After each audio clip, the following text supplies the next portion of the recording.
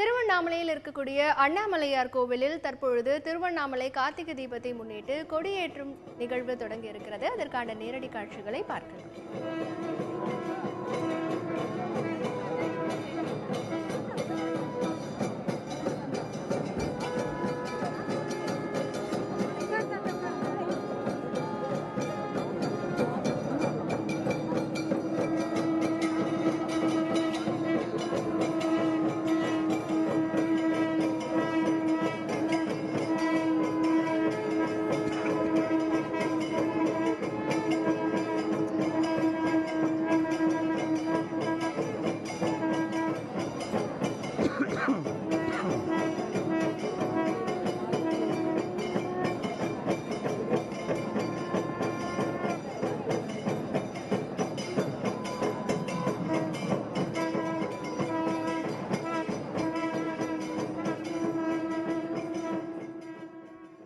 அக்னிஸ்தலத்திற்கு பெயர் போன திருவண்ணாமலை அண்ணாமலையார் கோவிலில் கார்த்திகை தீப திருவிழா 10 நாட்கள் கொண்டாடப்படும். முதல் நாளான இன்று தற்பொழுது கொடியேற்றம் தொடங்கி இருக்கிறது.